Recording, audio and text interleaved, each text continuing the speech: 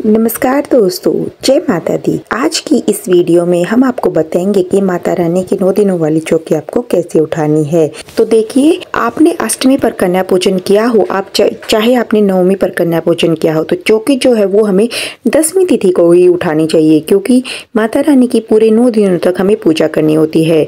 9वीं तिथि को शाम तक हमें माता रानी की दोनों समय पूजा करनी होती है और 10वीं तिथि को सुबह सुबह हमें चौकी उठानी होती है। तो चौकी हम कैसे उठाएंगे, चलिए एक बार देख लेते हैं। लेकिन आपने अभी तक चैनल को सब्सक्राइब नहीं किया है, तो अगर आप माता रानी के सच्चे भक्त हैं तो चैनल को सब्सक्राइब कीजिएगा और उनके लिए वीडियो को जरूर लाइक कीजिएगा।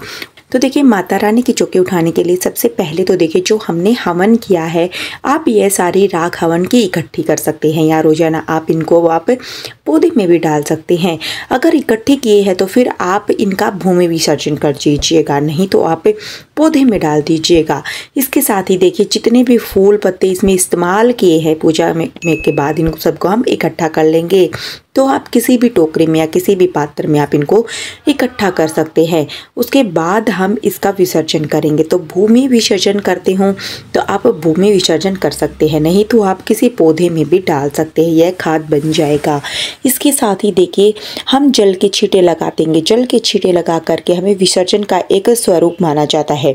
तो सबसे पहले तो हम जो भी मूर्तियाँ जो हमने रखी हैं उन पर हम जल के छींटे लगाएंगे। उसके बाद में जो गणेश जी हैं उनको हम मंदिर में विराजमान कर लेंगे और जो सुपारी और जो नवग्रह हमने बनाए हैं उन पर हम जल के छींटे लगा करके फिर हम सारी सुपारी उठा लेंगे। तो देखिए, आप इस तरह से सारी सुपारी उठा लेंगे और क्योंकि हमने इन पर जल के छींटे लगा दिए हैं तो इनका विसर्जन हो गया है। इसके बाद में आप इन्हें दूसरी पूजा में यूज कर सकते हैं। इसके बाद देखिए, माता रानी की जो चुनरी है वह आप माता रानी को मंदिर में विराजमान करेंगे तो मंदिर में आप यह चुनरी माता रानी को उड़ा सकते हैं। इसके साथ ही देखिए, माता रानी की जो मूर्ति या फोटो आपने ली है, आप उन्हें मंदिर में विराजमान कर सकते हैं। और अगर मंदिर में विराजमान नहीं कर रहे हैं तो जल का छींटा लगा करके आप उन्हें लाल कपड़े में लपेट कर किसी भी सुरक्षित स्थान या साफ सुथरी जगह पर रख सकते हैं। और जो भी आपने दक्षिणा चढ़ाई वह दक्षिणा आप किसी भी छोटी कन्या को दे सकते हैं। अपने आसपास कोई भी छोटी लड़की में अगर आपको मिल जाए तो उस कन्या को आप दक्षिणा दे सकते हैं। इसके अलावा जो देखिए, श्रृंगार का सामान जो माता रानी को चढ़ाया है, यह श्रृंगार का सामान आप इनमें से 2 चीजें कन्या को दे सकते हैं। और जो इनके इस्तेमाल की हैं, 1-2 सुहाग का सामान है वह आप अपने पास भी रख सकते हैं, जैसे सिंदूर या फिर लाल चूड़ियाँ जो आपने रखी है वह सुहागिन स्त्री को दान कर सकते हैं। अगर आपको लगे कि कोई नहीं ले रहा है तो आप इनको स्वयं भी यूज कर सकते हैं, या फिर आप धोबिन मालिन जो भी है आप उनको दे सकते हैं। फिर जवारे का हमें क्या करना है। बहुत से लोग ये पूछते हैं कि जवारे को विसर्जित कर देते हैं जल में। कुछ लोग पीपल के नीचे रख के आते हैं जवारे को, आप ऐसी जगह ना रखें। वैसे देखिए, जवारे जो होते हैं ना, ये प्रसाद स्वरूप होते हैं, माता रानी की पूजा में इस्तेमाल होते हैं। बहुत से लोग इनका जूस, जैसे इनको काट करके इनका जूस बना करके प्रसाद स्वरूप ग्रहण कर लेते हैं, क्योंकि जवारे का जो जूस होता है वह बहुत फायदेमंद होता है। तो आप ऐसा भी कर सकते हैं, या फिर आप इनको किसी भी गमले में रख सकते हैं। बाहर किसी पेड़ के नीचे रख के आना, पीपल के नीचे रख के आना मुझे ठीक नहीं लगता है, बाकी आपकी मर्जी है। उसके बाद देखिए, जो नारियल हमने जो चढ़ाया था उसका हमें क्या करना है। कलावा तो हम यहीं पर चौकी पर ही रख लेंगे अभी तो। और चुनरी जो है वह मैंने आपको बताया कि आप यह चुनरी माता की पूजा में यूज कर सकते हैं, माता रानी को उड़ा सकते हैं। छोटी छोटी जो कन्याएं आती हैं पूजन में, आप उनको यह चुनरी दे सकते हैं। बहुत खुशी होती है कन्या का तो फिर आप अपनी माता रानी को जो मंदिर है उसको भी उड़ा सकते हैं। यह इसके अलावा जो नारियल है, देखिए, बहुत से लोग नारियल को जब जल में विसर्जित कर देते हैं, कुछ लोग माता रानी के मंदिर में चढ़ा देते हैं। तो अगर आपके यहाँ पर कोई आसपास माता रानी का मंदिर है तो आप वहाँ पर चढ़ा सकते हैं।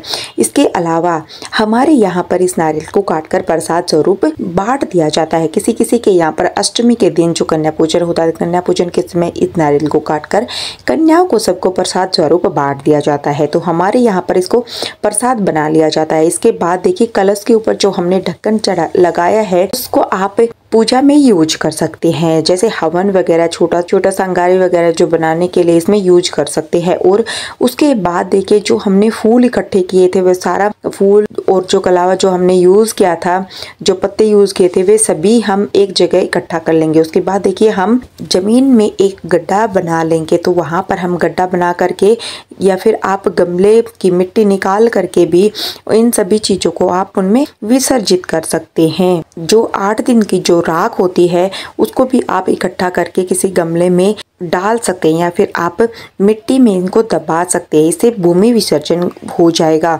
मुझे भूमि विसर्जन ठीक लगता है। इसके बाद देखिए कलश में जो जल बचा हुआ है, बहुत कम जल बचा हुआ है, क्योंकि मिट्टी का कलश होता है तो जल सोख लेता है मिट्टी का कलश। तो जल जो बचा हुआ है उसके हम पूरे घर में छींटे लगा देंगे। देखिए इस तरह से दूरा घास से लेकर के आप इस तरह से पूरे घर में आप छींटे लगा दीजिएगा। उसके बाद में जल बच जाता है वह पौधे में डाल देंगे और जल के अंदर जो हमने सुपारी डाली है, हल्दी डाली है, सिक्का डाला है, ये सभी चीजें का हमें क्या करना है, सुपारी हल्दी को आप किचन में यूज कर सकते हैं किसी भी सब्जी में, क्योंकि हल्दी जो होती है वह सॉफ्ट हो जाती है इतने दिन भीग करके। आप जैसे ही इसको पीसेंगे सिलबट्टे पे या मिक्सी में इसको, तो ये बहुत आसानी से पिस जाएगी। और जो सुपारी को और जो हल्दी को सब्जी में आप यूज कर सकते हैं। लेकिन जिस सब्जी में भी आप सुपारी और हल्दी यूज करेंगे उसमें प्याज लहसुन बिल्कुल न डालें। अलावा जो भी चावल पूजा में यूज किए हैं आप उनको सबको इकट्ठा कर ले। तो देखिए इस तरह से हम सारे चावल इकट्ठा कर लेंगे तो इन सब चावलों को हम दान कर देंगे। आप इसमें थोड़े बहुत चावल और मिला दीजिए। इसके बाद देखिए इनको दान कर दीजिएगा। किसी भी जरूरतमंद को आप दान कर सकते हैं। आपकी मेड वगैरह है या फिर आपके घर के पास कोई काम करता है तो आप उनको यह चावल दे सकते हैं। कोई आपके इन चावलों को यूज करेगा तो आपको बहुत खुशी मिलेगी। जरूरतमंद को हमें जरूर थोड़ा दान जरूर करना चाहिए। इसके अलावा जो भी चौकी पर हमने कपड़ा बिछाया उसको साफ कर लेंगे और इसके बाद इसको दोबारा से पूजा में हम यूज कर सकते हैं। चौकी पर हम दोबारा से पूजा में यूज कर सकते हैं। तो देखिए इस तरह से हमें चौकी उठानी है। तो फ्रेंड्स पूजा में यूज हुई कोई भी सामग्री हमें इधर उधर नहीं डालनी है। कोशिश करें कि हर एक चीज को यूज किया जा सके, क्योंकि जो चीजें हमने पूजा में यूज की हैं वह बहुत ही ज्यादा पवित्र होती हैं। चीजों को हमें इधर उधर नहीं डालना है। सभी चीजों का हमें अच्छे से हम उनको पास में रख सकते हैं या फिर उनका विसर्जन कर सकते हैं। आपको यह वीडियो कैसी लगी कमेंट बॉक्स में जरूर बताइएगा। और यह वीडियो अगर आपको थोड़ी बहुत भी यूजफुल लगी है तो इसे ज़्यादा से ज़्यादा शेयर कीजिएगा और इसको लाइक कीजिएगा। चैनल को जरूर सब्सक्राइब कीजिएगा ताकि हमारी हर एक वीडियो का नोटिफिकेशन आपके पास सबसे पहले पहुंच सके। तो देखिए दोस्तों मिलते हैं एक और नई वीडियो के साथ। तब तक के लिए जय माता दी दोस्तों।